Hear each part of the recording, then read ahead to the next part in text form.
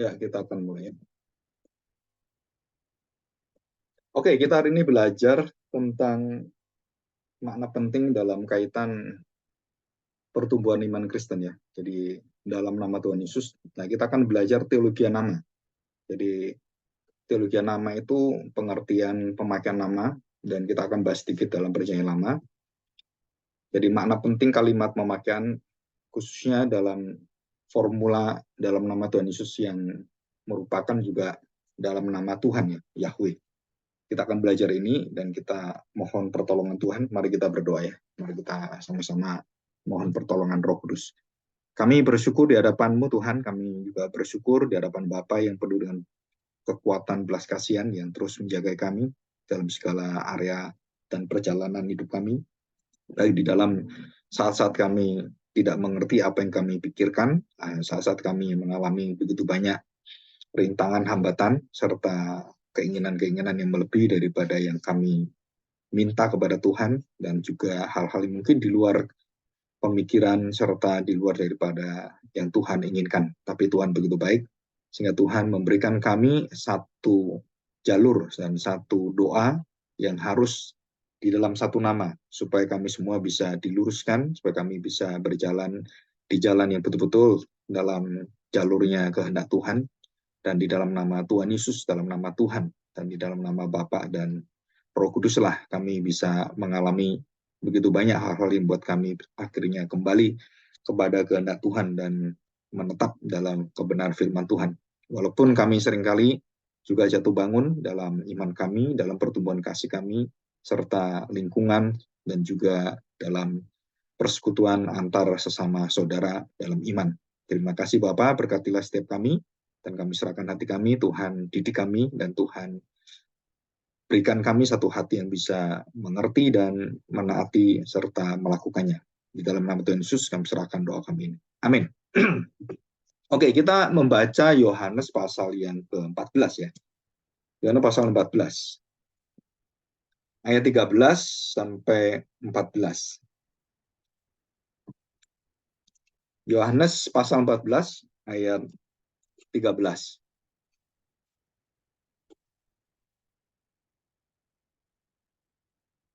Saya akan bacakan 13-14, setelah itu ke 11-12 ya. Jadi ini agak kembali ke belakang sedikit. Dan apapun juga, jadi apa juga yang kamu minta dalam namaku, aku akan melakukannya, supaya Bapa dipermuliakan di dalam anak. Ini semua kalimat menyambung ya, jadi tidak boleh dilepas. Jadi kalau banyak orang mengajar, apapun juga yang kamu minta dalam namaku, nggak peduli apapun. Nah, padahal kalimat ini ada lanjutannya, ada komanya. Aku akan melakukannya. Semua akan dilakukan Tuhan Yesus. Supaya, nah tujuannya ini penting. Yang membawa kita itu bisa meminta apapun di dalam nama Tuhan dan akan dilakukan oleh Tuhan, itu tujuannya adalah satu, supaya Bapak dipermuliakan di dalam anak. Nah, di luar itu belum tentu dilakukan oleh Tuhan. Ya, kalau tidak sesuai, dia stop kita. 14. Jika kamu meminta sesuatu kepadaku dalam namaku, aku akan melakukannya. Jadi ada dua ya. Jadi apa juga yang kamu minta dalam namaku, aku akan melakukannya supaya Bapa dipermuliakan di dalam anak. Jika kamu meminta sesuatu kepadaku dalam namaku, aku akan melakukannya. Jadi antara orang percaya dengan Kristus dan Kristus dengan Bapaknya. Jadi tujuannya adalah dia memerlukan Bapaknya. Dan itu ada dalam Yohanes 14, 16, Yohanes 17. Dan semua ada di sana. Yohanes 17 ayat 11, 12, ayat 31, pasal 16 ayat 23, 24. Dan itu lengkap semua ya tentang Yesus dan Bapa dalam satu kehendak, dalam satu tujuan. Dan Bapa dipermuliakan, anak dipermuliakan. Ini penting sekali. Ayat yang ke-11, kita ke belakang. Percayalah kepadaku bahwa aku di dalam Bapa dan Bapa di dalam aku. Jadi tidak ada seperti yang diajarkan beberapa hamba Tuhan gitu, yang mungkin hamba Tuhan juga Kristen, yang mengatakan Yesus itu minor, Yesus itu bukan yang utama, Yesus itu hanya suruhan dari Bapa. Allah itu hanya Bapa Yahweh itu. Jadi Yesus adalah masih di bawah Yahweh, sub Yahweh. Jadi di bawah, sub itu subjek ya. Jadi sub itu di bawah. Jadi bagian daripada yang dibawa Yahweh. Jadi Yesus sebenarnya bukan Allah yang mayor, istilah dari beberapa hamba Tuhan pendeta itu bikin istilah-istilah yang menyesatkan sekali. Dan dikatakan bahwa percayalah kepadaku bahwa aku di dalam Bapa dan Bapa di dalam aku. Itu kalimat itu tidak ada kalimat pembanding, adalah kalimat yang setara sederajat, dan Bapa dan Anak itu satu entitas, satu karakter, satu pribadi yang ilahi itu, dan keilahiannya itu sama. Jadi Bapa dalam aku di dalam Bapa. Atau setidak-tidaknya percayalah karena pekerjaan-pekerjaan itu sendiri. Jadi kalau kita melihat bagaimana Kristus menyembuhkan orang, nah kamu paling tidak percayalah pada hal seperti itu. Yang ayat yang ke-12, aku berkata kepadamu sesungguhnya barang siapa percaya kepadaku, ia akan melakukan juga, ya, akan melakukan juga pekerjaan-pekerjaan yang aku lakukan. Bahkan pekerjaan-pekerjaan yang lebih besar daripada itu, sebab aku pergi kepada Bapa. Jadi ini antara doa dan apa yang kita kerjakan itu ada jalurnya, ada seiringnya. Barulah itu bisa terjadi. Barulah itu bisa ada kuasa yang berjalan, dan Tuhan kehendaknya itu akhirnya dinyatakan pada kita. Ya, apapun sebenarnya kehendak Tuhan itu sudah dinyatakan. Dalam kelemahan kita, dalam kekerasan hati kita, di dalam istilah orang Jawa kedablekan gitu kan, kukuh kekeh gitu. Nah, Tuhan masih punya kuasa mengendalikan kita karena kita adalah orang-orang di dalam perjanjian Tuhan.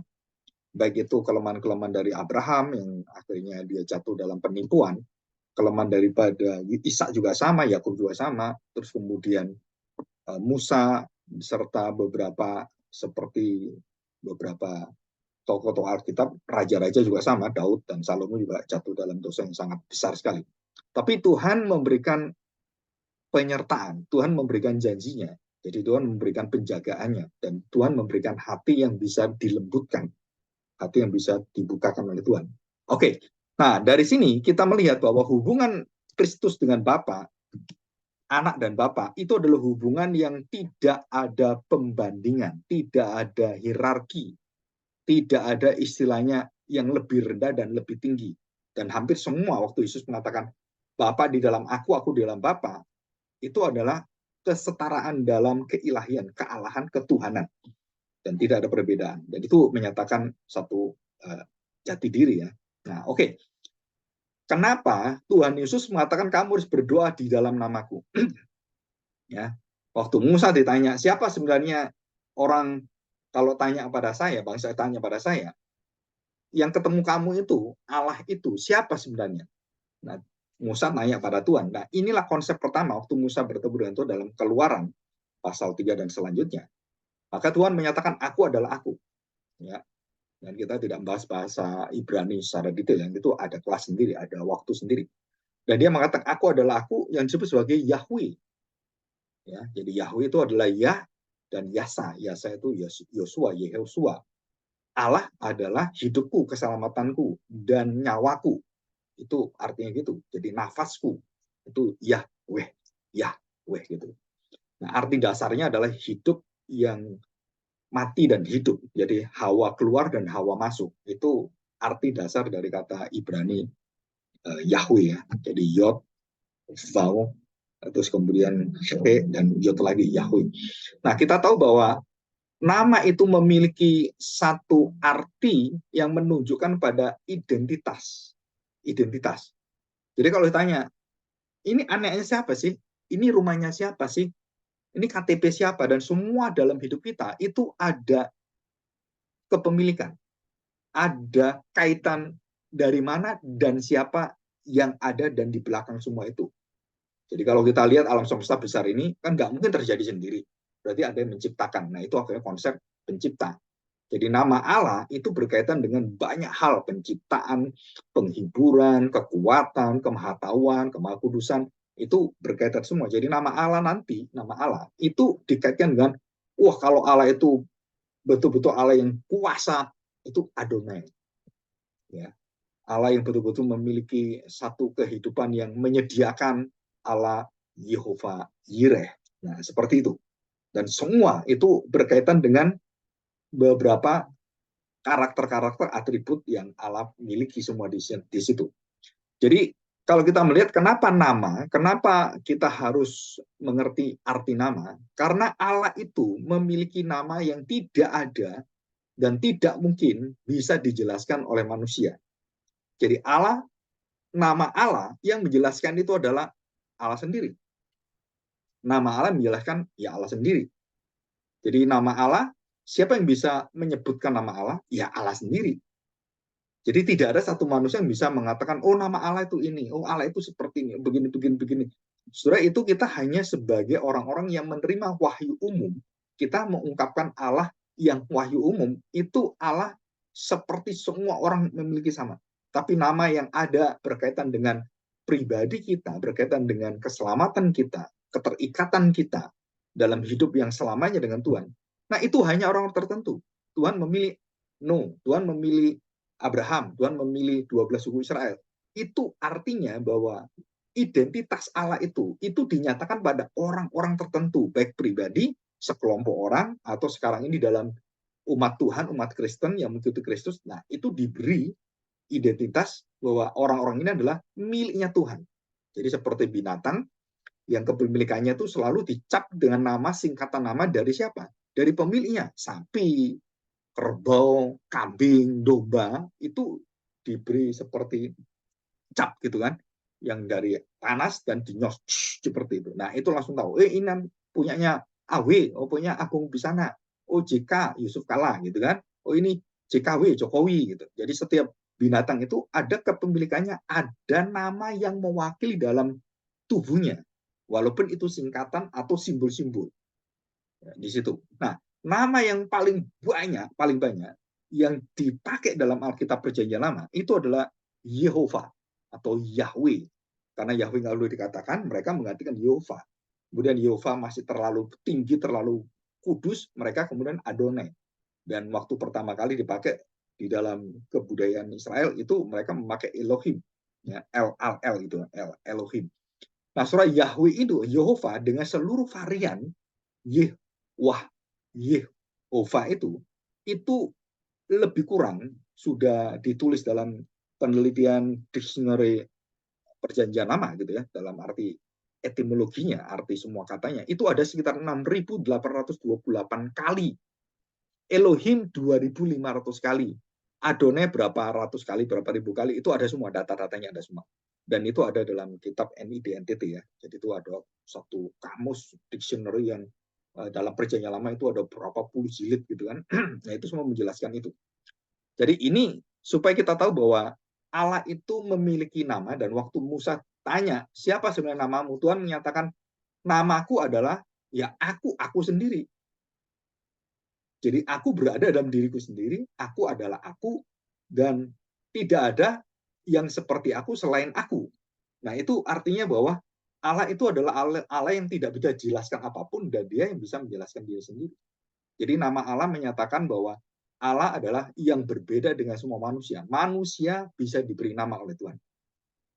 Terus manusia bisa memberi nama binatang-binatang. Dan binatang-binatang tidak bisa memberi nama binatang. Nah itu berhenti.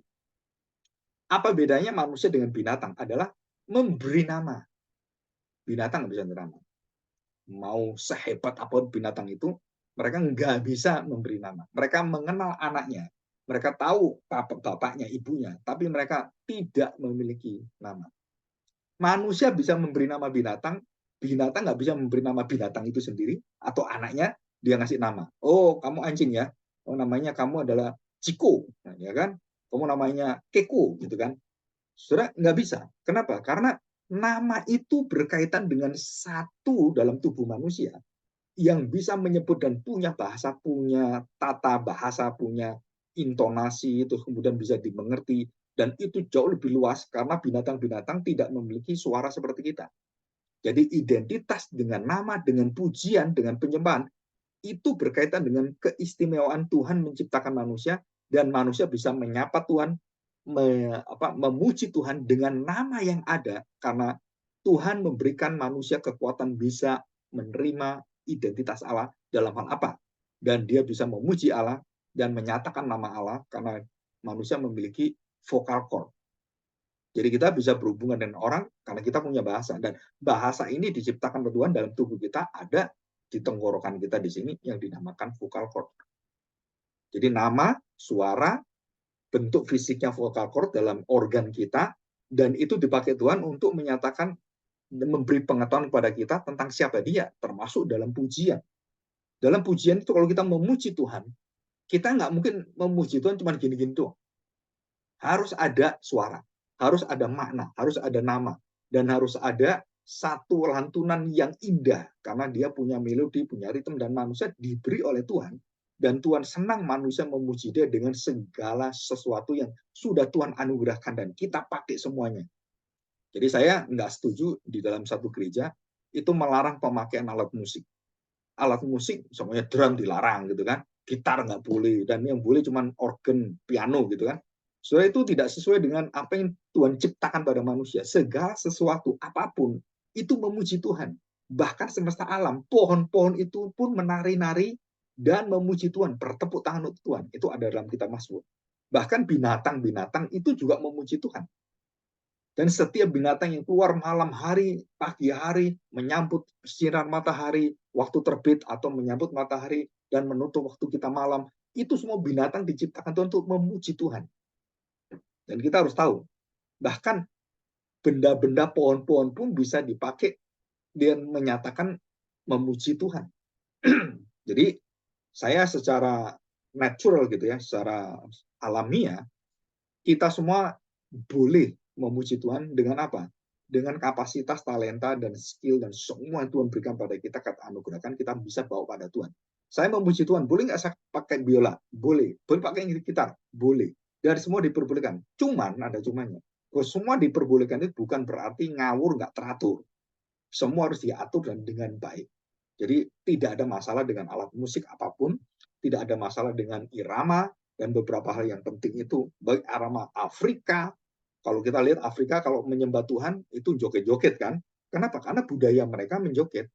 Mereka tepuk-tepuk tangan karena nggak ada alat musik. Mereka kemudian pakai mulutnya dan pakai kakinya, terus pakai irama yang kakinya digerak-gerakkan, di tepuk-tepukan seperti itu. Jadi itu adalah berkaitan dengan wujud manusia dengan segala kekayaan yang Tuhan berikan.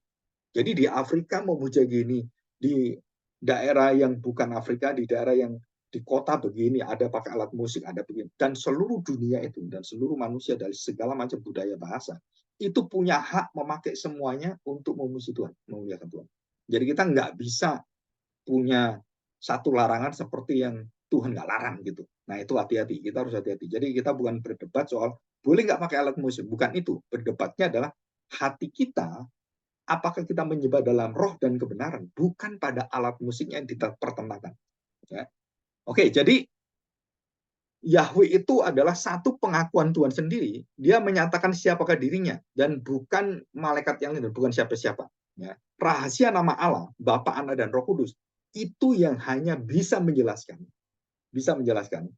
hubungannya, keterkaitannya, dan seluruh formula serta korelasinya itu hanya Tuhan Yesus. Hanya Tuhan Yesus yang pernah mengatakan tentang Allah Bapa, Allah Anak, Allah Roh Kudus. Tidak ada satu nabi yang pernah mengungkapkan hubungan ini.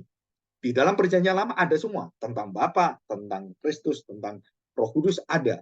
Tetapi mereka tidak pernah punya pengetahuan yang bisa lebih daripada yang Tuhan Yesus jelaskan dan Tuhan Yesus ajarkan. Di dalam kitab Yohanes, khususnya Injil Yohanes, itu semua hubungan relasi Bapak dan anak itu sangat dalam dan sangat kaya. Itu yang bisa menjelaskan dan Tuhan pakai, Roh Kudus memakai adalah Injil Yohanes, Yohanes sendiri, Rasul Yohanes.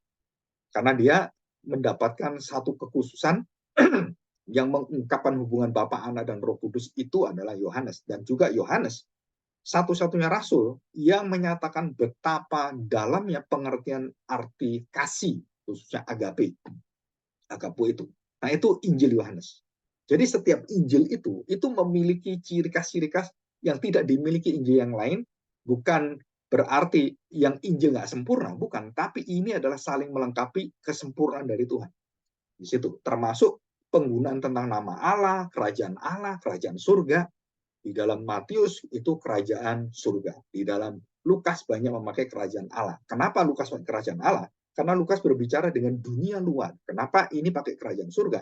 Karena berbicara kepada bangsa Israel, orang Yahudi. Dan mereka selalu berkonteksnya adalah kerajaan surga dalam nama Yerusalem, dengan nama memakai nama Yerusalem, nama kota yang suci, pakai nama sumpah bait Allah, dan semua itu berkaitan dengan Allah semua.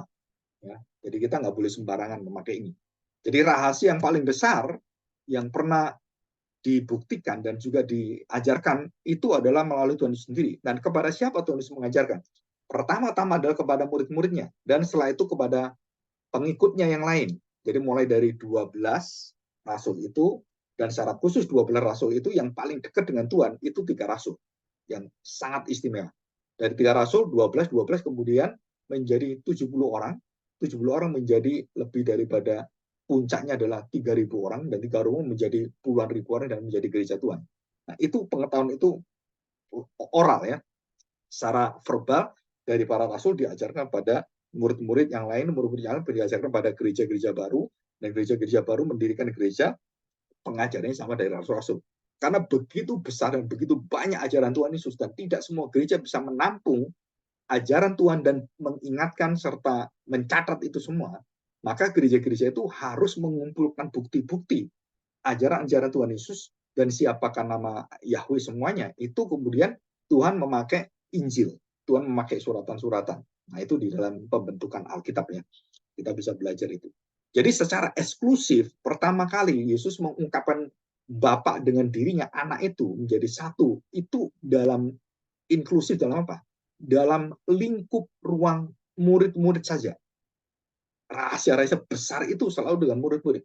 Baru setelah murid-murid mengerti dan Roh Kudus memberikan pengertian, Roh Kudus turun, baru itu disampaikan kepada gereja-gereja Tuhan di tempat-tempat di ujung-ujung dunia. Di situ. Ya, coba kita lihat ini. Ya. Yohanes 15, kita lihat Yohanes 15 ayat yang ke-16. Demikian. Bukan kamu yang memilih aku, tetapi akulah yang memilih kamu. Dan aku telah menetapkan kamu supaya kamu pergi dan menghasilkan buah. Dan buahmu itu tetap. Supaya apa yang kamu minta kepada Bapa dalam namaku. Dan selalu gitu. Kamu minta kepada Bapa. Jadi objek kita berdoa, objek kita kemudian kita merasakan pimpinan Tuhan, kehendak Tuhan, itu semua ujungnya adalah kita meminta kepada Bapa. Dan meminta kepada Bapa, tujuan doa kita adalah Bapa kami. Dan di sini banyak orang yang salah mengerti bahwa kita boleh sembarangan berdoa. Dalam nama Roh Kudus boleh, Yesus boleh, dalam nama Bapa boleh. Nah, di dalam aturan peranan Bapa, Anak, dan Roh Kudus, kita diajar Tuhan Yesus bahwa kita berdoa itu kepada Bapa. Dan Tuhan Yesus tidak mengajar, berdoalah kepadaku. Nggak seperti itu. Kenapa? Karena itu adalah peranannya beda. Berdoalah seperti ini. Bapa kami yang di surga. Ini Tuhan Yesus ya. Tuhan Yesus sebagai manusia, dia taat sebagai manusia, dia mengajarkan, dia berdoa, dia pun berdoa kepada Bapanya. Dia tujukan pada Bapanya. Ini Tuhan Yesus. Jadi banyak orang yang menyatakan, oh kan sama aja, Pak. Mau Tuhan Yesus kan juga sampai kepada Bapa. Betul. Kalau secara keilahian betul. Tetapi secara peraturan dan kedisiplinan gitu ya, urutan dan semua dalam pribadi, itu kita nggak boleh sembarangan. Jadi kita nggak boleh menyebut Roh Kudus, penebusku. Nggak bisa. Kenapa nggak bisa? Karena penebus itu yang bisa mati menjadi manusia dan kemudian menyerahkan tubuhnya sebagai persembahan, itu hanya Tuhan Yesus. Jadi Roh Kudus tidak boleh disebut sebagai roh yang menebus dosa kita. Kenapa? Walaupun dalam penebusan Roh Kudus turut bekerja, tapi peranannya adalah anak. Dan ini jangan dikacaukan. Dan banyak hamba Tuhan juga pendeta-pendeta itu nggak mengerti tentang konsep Tritunggal yang jelas. Jadi mereka akhirnya campur aduk. Sampai ada yang mengajar, nah Tuhan Yesus itu kan disuruh Bapaknya. Jadi dia bukan Tuhan. Dia menyelamatkan kita, betul. Dia dipakai untuk menyelamatkan kita. Dia sendiri bukan Tuhan. Dia sendiri bukan penyelamat. Nah ini barusan ini juga ada ya pendeta Erastus mengatakan Yesus itu bukan juru selamat. Bapak itu juru selamat. Nah, di sini terjadi kekeliruan yang begitu menyesatkan. Kenapa begitu menyesatkan? Karena dia rancu. Mereka tidak tahu bahwa Bapa, Anak, dan Roh Kudus itu dalam pembentukan bahasa yang dipakai dalam Alkitab, dalam Perjanjian Lama, dan semuanya, terbukti bahwa itu tidak ada tingkatan bawah dan atas. Aku dan Bapa adalah satu. Aku di dalam Bapa, Bapa di dalam aku. Menyatakan apa? Itu kesederajat, kesetaraan, dan tidak ada perbedaan, sama. Keilahiannya sama. Nah, begitu kalimat peranannya, Bapak kemudian mengutus anak. Nah, yang diutus kan lebih rendah daripada yang mengutus. Itu betul di dalam kerajaan, raja mengutus pegawainya. Terus majikan mengutus pembantunya. Nah, betul seperti itu. Tapi tidak berlaku bagi peranan Bapak di dalam seluruh keilahian. Kenapa? Karena itu adalah manusia. Ini bukan. Kita tahu bahwa keilahian sama dan kemudian membagi pekerjaan yang disebut sebagai bagaimana Allah menata kelola peranan Bapa, Anak, dan Roh Kudus itu sudah dikelola dan ditata sejak kekekalan dan tidak ada pertentangan. Semua dalam arti setuju. Jadi saya tanya, siapa menciptakan alam semesta? Siapa yang menebus kita? Nah, kita harus tahu. Bapak menyerahkan pada anak. Ciptaan itu terjadi karena anak yang diserahkan dan anak lain menciptakan sesuatu. Jadi Yesuslah, anaklah yang memulai menciptakan semuanya adalah anak. Jadi pekerjaan anaklah waktu mengeksekusi semuanya, logos itu menjadikan semuanya. Jadi semua ciptaan ada karena adanya Kristus itu. Jadi Kristus tidak diciptakan, tapi dia adalah yang membawa semua keinginan Bapak terwujud dan dilaksanakan. Di situ. Jadi ini peranan. Jadi peranan bukan keilahian. Dan banyak orang dalam kebingungan. Kalau saya udah jelas. Waktu baca Alkitab udah jelas semuanya. Jadi nggak ada kerancuan. Kenapa? Oh, ini peranannya. Oh, ini keilahiannya. Kenapa satu? Ini keilahian. Ini ketuhanannya. Bapa, Anak, dan Roh Kudus sama. Siapa yang membangkitkan Tuhan Yesus? Yesus dibangkitkan Bapaknya. Ya, betul. Karena peranannya Bapaknya. Karena Yesus sebagai manusia, nah dia harus menunggu kekuatan dari Bapaknya. Terus ditanya lagi, kalau begitu yang membangkitkan Yesus siapa? Roh Kudus juga membangkitkan Yesus. Bapak, Anak, Roh Kudus. Yesus bangkit sendiri enggak? Nah, kita lihat keilahiannya. Karena Bapak dan Anak satu. Bapak mengerjakan apapun, Anak kerjakan pada Bapak. Jadi terikatlah dalam keilahian itu. Yesus bangkit, dibangkitkan Bapak, bangkit Roh Kudus, dan dia bangkit sendiri. Kenapa dia bangkit sendiri? Karena dia terikat dengan seluruh pekerjaan Bapak. Yang Bapak lakukan, aku lakukan. Yang Bapak kerjakan, aku kerjakan. Anak kerjakan ini dari Bapak, dan semuanya terikat. Nah, ini yang disebut sebagai satu pengetahuan tentang keilahian. Waktu kita masuk dalam peranan, orang mengatakan, nggak ada buktinya Yesus membangkitkan diri sendiri. Karena kamu melihat peranannya, kamu memisahkan peranannya. Tapi dalam keilahiannya, sama. Kuasa yang sama, pekerjaan sama semua.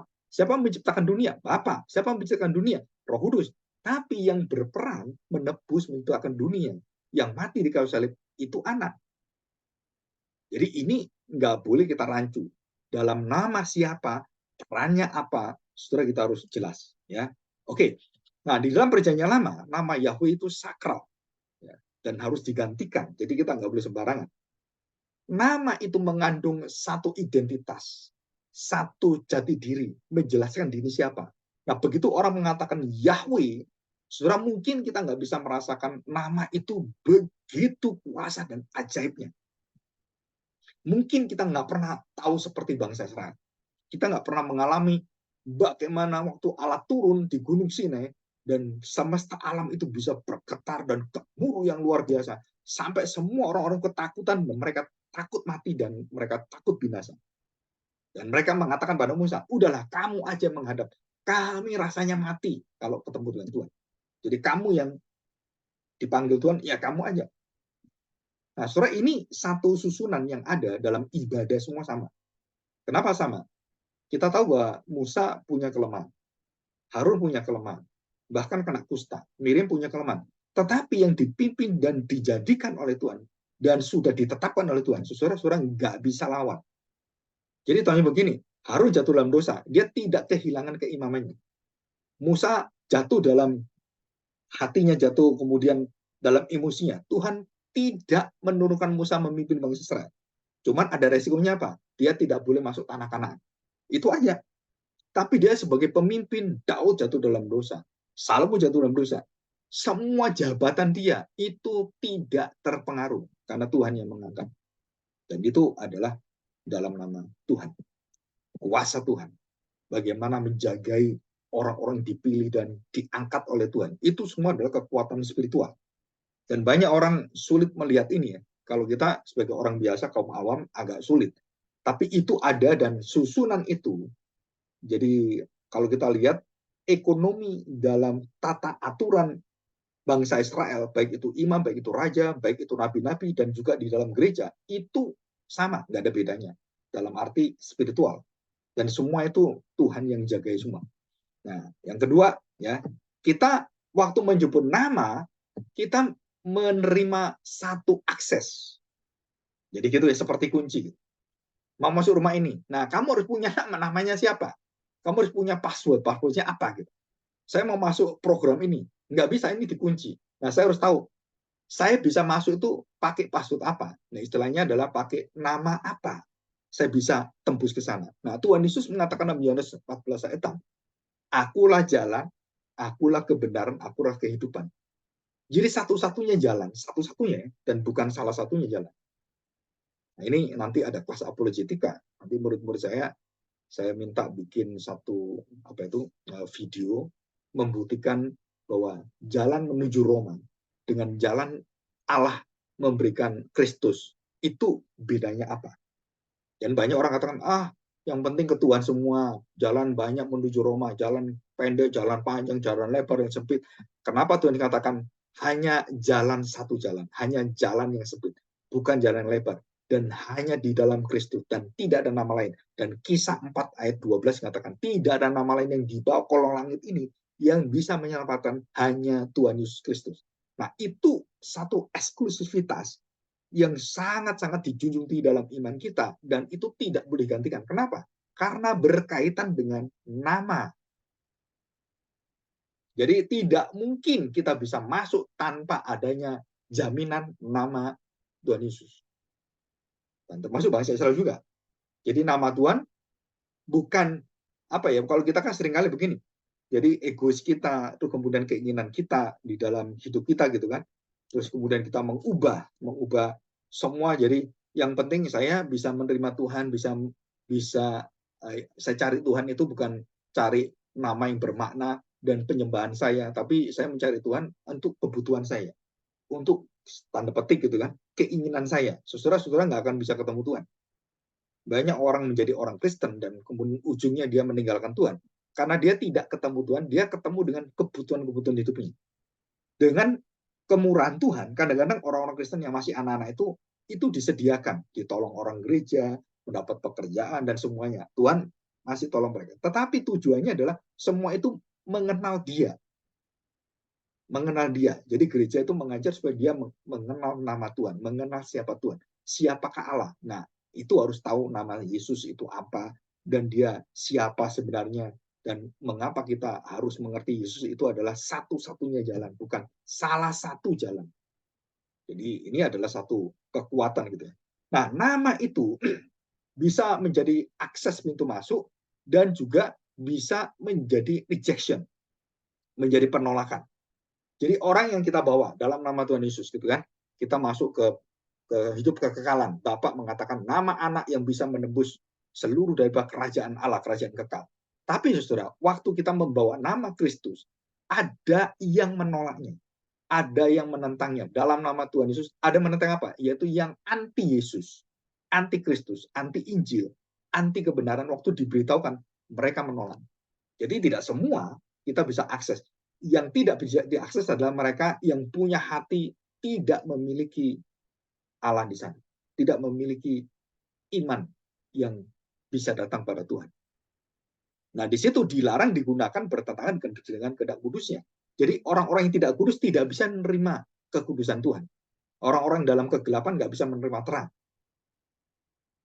Jadi artinya bahwa kita ini akan menggunakan semua adalah untuk membuka orang-orang yang dipilih oleh Tuhan, yang dikasih oleh Tuhan, dipanggil oleh Tuhan, orang-orang yang akan dibenarkan oleh Tuhan, ditebus oleh Tuhan. Jadi kita buka, kita punya akses, kita terima, dan kemudian kita buka. Dan ada penolakan waktu orang itu menerima Kristus, Di dalam nama Tuhan Yesus, kamu harus menerima dan kamu ucapkan.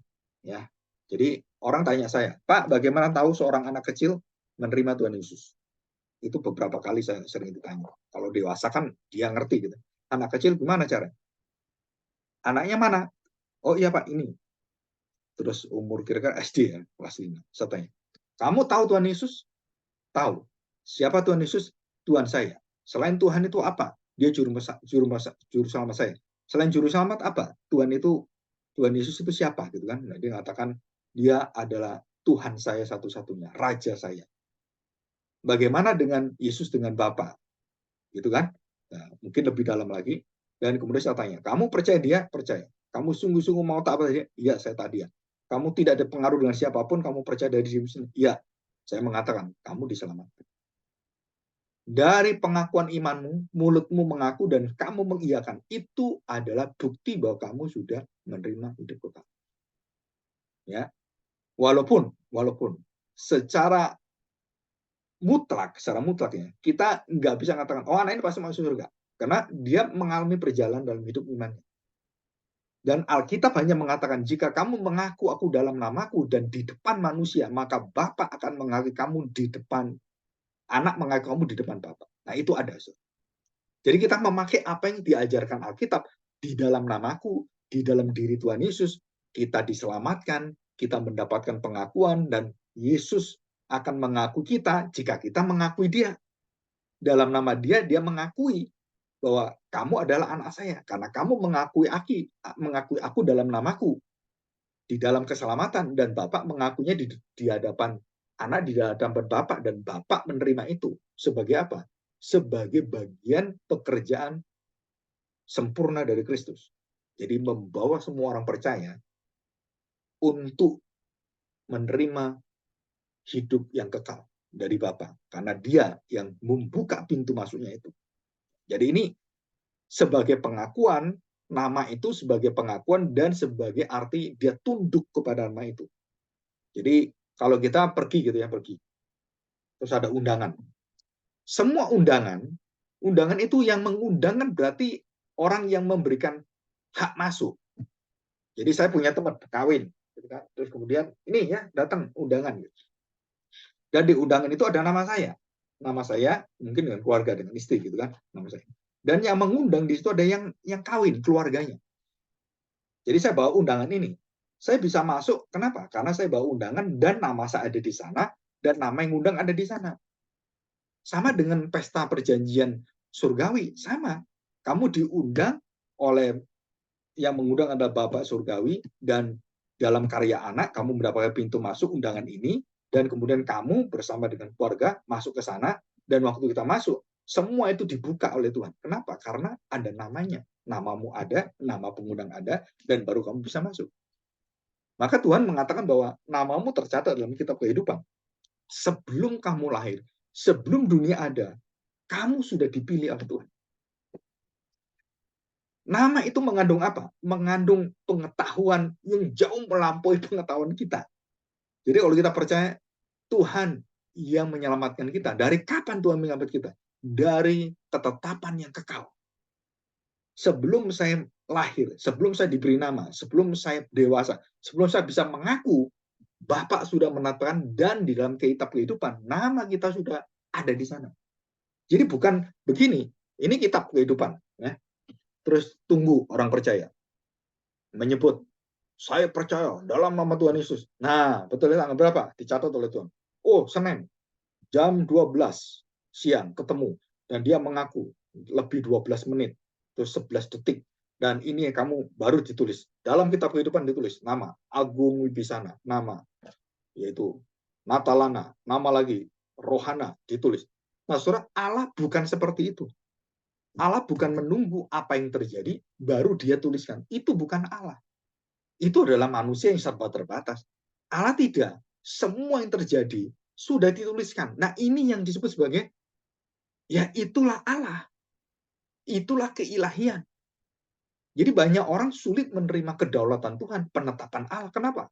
Karena dia membandingkan dengan pikiran manusia dia yang serba terbatas, yang nggak bisa ngatur, nggak bisa tahu masa depan, dan serba lupa masa lalu, dan masa sekarang banyak pengetahuan yang dia nggak bisa.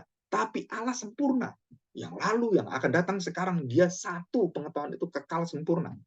Jadi waktu dia menetapkan semua, memanggil, memilih, dan semua rencana Allah itu dilaksanakan, itu sudah garisnya, itu sempurna di hadapan Tuhan. Jadi kita nggak bisa seperti, loh kalau salah gimana? Oh dikasih jalan nih. Oh kalau kita kemudian, ya karena mungkin kita nggak tahu, nggak ada. Tuhan nggak pernah salah, Tuhan nggak pernah nggak tahu. Dan disitulah nama Allah itu, waktu kita pakai, itu menyatakan bahwa dia melebihi daripada semua yang kita bisa pikirkan, dan nama itu melampaui kapasitas semua pikiran kita. Maka kita harus apa? Tunduk, takluk kepada Allah. Karena nama dia adalah pencipta. Dia Allah yang kekal. Dia Allah yang tidak ada Allah yang lain, dan dia sempurna. Maha tahu, maha kuasa, maha segala-galanya. Dan maha hadir dia di sini. Dan ini adalah keistimewaannya. Ya. Oke, nah di dalam nama itu ada beberapa penting, ya, beberapa hal penting. Yang pertama apa? Saudara perhatikan, keterikatan dan kesatuan dengan nama. Jadi kalau saya diundang, undangan gitu, berarti saya dengan orang itu ikatannya apa? Oh dia teman saya baik, oh dia keluarga saya, oh dia adik saya, oh ini anak saya. Dan di situ ada keterikatannya. Jadi nama Allah itu menyatakan bahwa semua yang mengakui, mengerti, dan mengimani nama itu, maka saudara-saudara ada keterikatan. Nah, keterikatan itu selalu berkaitan dengan apa? Dengan janji yang mengikat, ya bound itu kan, yang mengikat orang-orang percaya. Jadi nama Allah itu mengikat semua orang percaya. Bukan hanya kepada Allah, tapi juga kepada orang-orang percaya yang lain. Jadi kalau Kristus di dalam kamu, dan kamu sebut nama Kristus, saya sebut nama Kristus, maka kita adalah orang-orang di dalam kerajaan Allah. Karena nama Allahnya sama, identitas sama, dan kita satu sama lain adalah anak-anak Bapak Surgawi, anak-anak kerajaan Allah. Jadi kita harus saling mengelayani, saling mengampuni, saling menolong, dan bukan terbatas hanya dalam keluarga kita. Suami istri saja, dengan anak. Bukan, saudara. Kerajaan Allah bukan hanya perkara, oh ini loh ibumu datang, saudara-saudaramu datang. Tuhan Yesus katakan, siapa ibuku? Siapa saudaraku? Karena Tuhan Yesus berpikirnya adalah di luar dari semua ikatan sosial manusia. Ikatan kekerabatan manusia. Dia membawa kekerabatan itu menjadi kekerabatan hak semua orang percaya di dalam hak surgawi. Jadi hak asasi surgawi, bukan HAM ya, hak asasi manusia, enggak. Ini hak asasi surgawi, HAS. Jadi kita memiliki hak surgawi. Jadi kalau saya ketemu dengan orang percaya di dalam perjalanan, dia percaya Tuhan Yesus, saya percaya Tuhan Yesus, maka saya harus terikat di dalam kasih dengan dia. Jadi kalau dia di dalam kesulitan dan saya bisa bantu, maka kita bisa bantu dia. Tidak terbatas pada apa? Dalam tembok-tembok organisasi gereja. Jadi nama Tuhan itu mempersatukan kita di dalam seluruh karya Kristus itu, di dalam tubuh Kristus itu. Dan semua yang menghalangi kesatuan tubuh Kristus ini, keterikatan itu, baik itu apapun terjadi di dalam gereja, organisasi, saudara, itu harus gugur. Kenapa gugur? Karena Tuhan tidak mendirikan gerejanya di atas organisasi, tapi Tuhan mendirikan gerejanya di atas kematian tubuhnya, penderitaannya. Nah itu, jadi kita beda sekali berpikir waktu kita masuk di dalam gereja yang berbentuk organisasi, bentuk badan, bentuk gedung gereja, dan ada semua pengurus-pengurusnya. Saudara, kita harus tahu bahwa yang mengikat kita bukan hal-hal seperti itu. Dan tidak pernah Alkitab mengatakan bahwa kita terikat dengan organisasi gereja. Tapi organisasi gereja terikat dengan peraturan dalam tubuh Kristus, di dalam penyembahan Kristus, di dalam seluruh ajaran Kristus. Nah, di luar itu, gereja harus tunduk kepada Kristus. Jadi bukan, nggak bisa, ini aturan gereja. Kamu nggak boleh. Itu kebalik. Jadi, gereja harus diubah, karena itu bukan kehendak Tuhan. Itu bukan keinginan Tuhan. Dan harus diubahkan. Kenapa? Jadi bukan kita mengubahkan aturan Tuhan, hukum Taurat, tetapi kita yang harus menurut hukum Taurat. Nah, yang kedua, setelah itu keterikatan yang kedua adalah jalan atau nama Kristus, dalam nama Kristus, itu mengandung kekuatan kuasa, yaitu apa? Saudara, itu adalah tunggal. Tunggal itu apa? tunggal itu berdiri sendiri dan dia tidak bergantung pada semua nama. Jadi kalau ada orang Kristen nih berkata begini, ya karena Konghucu itu baik sekali, karena nabi-nabi itu baik sekali, karena orang-orang yang bermoral itu baik sekali, ya mereka kalau baik berarti mereka itu bisa diterima Tuhan. Nah, saudara, dalam iman Kristen, khusus Kristen ya, kita tidak iman orang lain. Di dalam Roma pasal 3 ayat 10, 11, 12 dikatakan tidak ada seorang pun yang baik dan semua orang sudah jatuh dalam dosa. Dan kita sudah mati di dalam dosa. Jadi semua orang-orang yang ada di seluruh dunia dan hadir dalam kelahiran dan kemudian dalam hidupnya, dalam seluruh masyarakat saudara itu sudah di dalam dosa, dalam kebinasaan. Menurut Alkitab, bukan menurut kemauan moral kita gitu ya. Kalau dalam moral yang baik, nah itu berarti dia orang-orang yang dipuji gitu kan. Nah, di dalam firman Tuhan, saudara, seluruh hidup orang-orang manusia di dunia ini dari awal sejarah pertama Adam dan Hawa sampai akhir dunia sudah jatuh dalam dosa.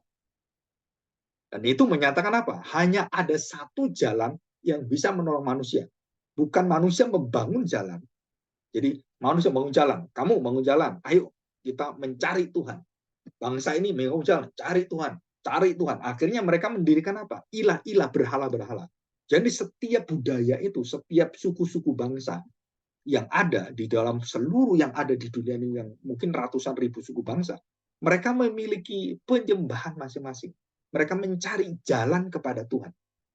Banyak jalan yang dibangun dari manusia, membangun jalan, tapi hanya ada satu nama jalan, dan tidak ada jalan yang lain. Dan di dalam nama jalan ini, kita percaya yakin karena jalan ini bukan didirikan oleh manusia, bukan diciptakan oleh manusia, dibangun oleh manusia, ya, diusahakan oleh manusia. Tetapi Allah mengutus anaknya, Kristus yang mati di kayu salib, dan membuka jalan, kemudian yang pintu kebinasaan itu dihapuskan dengan darahnya, kita masih ingat bangsa Israel kan, dan kemudian dengan kematiannya itu, semua orang percaya itu diberi akses masuk.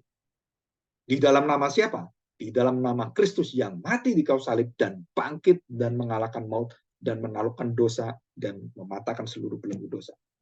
Nah, disitulah baru jalan ini membawa kita kepada apa? Kesetiaan. Jadi nama Tuhan itu membawa satu jalan utama dan tidak ada jalan lain, itu jalan yang esa dan tidak ada yang bisa dibandingkan. Kemudian kita melihat jalan satu-satunya, kita akhirnya jadi setia, nggak melihat jalan-jalan yang lain. Kita taat dalam roh jiwa kita, dalam seluruh hidup kita, maka kita bisa menerima keselamatan. Kita dibaptis dalam nama Yesus. Kita dibaptis, berdoa di dalam nama Tuhan Yesus. Kita beriman kepada Kristus. Kita mendapatkan pengampunan dalam nama Yesus. Dan itu semua ayatnya ada. Ya, jadi seluruhnya. Dan kemudian dalam Kolose pasal 3, ini yang terakhir kita baca. Kolose pasal 3, yang sering dipakai dalam gereja-gereja reformasi, reform, dan juga presbyterian evangelical. Kolose pasal 3 ayat 17. Saya bacakan dari ayat yang ke-16 ya. Perhatikan, so. Hendaklah perkataan Kristus diam dengan segala kekayaannya di antara kamu, sehingga kamu dengan segala hikmat mengajar dan menegur seseorang akan yang lain, dan sambil menyanyikan mazmur dan puji-pujian dan nyanyian rohani, kamu mengucap syukur kepada Allah di dalam hatimu, dan segala sesuatu, nah perhatikan, segala sesuatu yang kamu lakukan dengan perkataan atau perbuatan, lakukanlah semuanya itu dalam nama siapa? Ini ayat ini dipakai, yang dipakai itu segala sesuatu kerjakan semuanya. Tapi kita lupa, ada formulanya. Ada kalimatnya yang sungguh-sungguh amazing, ajaib. Ya, satu miracle. Apa itu? Lakukanlah semuanya itu dalam nama Tuhan Yesus. Sambil mengucap syukur kepada Dia, kepada siapa? Tujuannya Allah Bapa lagi. Jadi Bapa itu yang menjadi tujuan kita. Yesus ingin memuliakan Bapa, ya kita harus memuliakan Bapa. Dan disinilah dikatakan segala sesuatu. Tadi kan kita ngomong, ya kita dibaptis dalam nama Tuhan Yesus, kita berdoa dalam nama Tuhan Yesus, kita melakukan ini dalam nama Tuhan Yesus. Nah, Kolose, Rasul Paulus mengatakan, segala sesuatu yang kamu lakukan dengan perkataan, dalam hatimu dan perbuatan, lakukanlah semuanya itu dalam nama Tuhan Yesus. Dan ini nama yang miraculous. Saudara, bagi kita mungkin yang nggak merasakan kuasanya, kayaknya nggak ada apa-apa. Saudara nggak tahu bahwa semua doa kita itu terikat dengan nama Tuhan. Saudara, itu terikat dengan kuasa yang akan memperbaiki diri kita, yang akan menghidupkan semua. Dalam seluruh hal itu, Tuhan mengatakan, berdoalah dalam nama. Kenapa Tuhan tidak mengajarkan? Berdoalah dalam nama Roh Kudus. Bukan kita nggak boleh, saudara, karena sama-sama ilahi. Dan waktu kita berdoa dalam nama anak, gitu kan, dalam nama Tuhan Yesus, dalam namaku, saudara, di situ juga hadir dalam keilahian Bapa dan Roh Kudus. Jadi sudah ada di sana. Dalam paket nama Yesus, itu juga mengandung dia tinggal bersama dengan Bapa, dia satu dengan Bapa, dan dia juga dengan Roh Kudus, satu dengan Roh Kudus, yang tidak pernah terikat keluar, tapi selalu dalam persekutuan. Jadi kita waktu berdoa dalam nama Yesus, saudara, apa yang terjadi? Di situ mengikuti semua penyertaan Bapa dan Roh Kudus. Jadi ini peranan ya. Ya, oke. Kita lihat sekarang ya. Saudara perhatikan di sini. Di dalam baptisan ya. Kita lihat di dalam Kisah. Sebentar, ini yang terakhir. Nanti hari Sabtu saya perdalam ya. Dalam Kisah Para Rasul ya. Saya akan lihat. Nah, saudara perhatikan di dalam ayat ini ya. Kisah pasal 2 ayat yang ke-38. Banyak orang berkata begini, Pak, kalau baptisan itu harus dalam nama Bapa, Anak, dan Roh Kudus. Dan itu tidak boleh, tidak harus seperti itu. Di situ, saudara. Apakah saudara ramuan atau formula itu ya, formula itu harus seperti itu. Bagaimana kalau kita mengatakan dalam nama Tuhan Yesus? Boleh nggak? Tanpa Bapa dan tanpa Roh Kudus kita membaptis orang. Ya memang diajarkan Tuhan Yesus katakan Bapa, Anak, dan Roh Kudus. Tapi rasul-rasul dan beberapa rasul di dalam Alkitab tidak dilarang dan tidak apa ya istilahnya itu artinya dibuang gitu kan.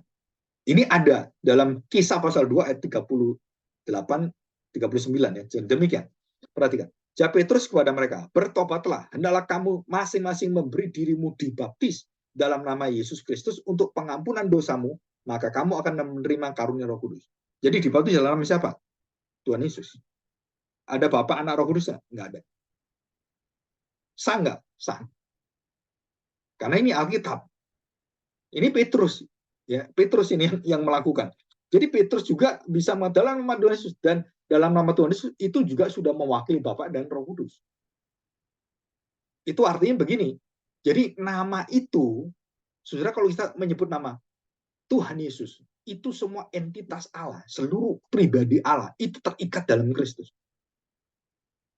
Tapi nggak pernah ada di Alkitab. Kita ngomong, Roh Kudus, terus kemudian entitasnya itu terikat semua di dalam. Di Alkitab nggak ada seperti itu. Tapi Yesus itu ada. Jadi peranan Yesus itu adalah peranan yang menghubungkan seluruh keilahian kealahan itu melalui dia. Jadi bukan melalui Roh Kudus, bukan juga melalui Bapa. Tapi Bapa dan Roh Kudus serahkan pada anak. Dan disitulah dia menjadi pengantara akan seluruh hidup kita.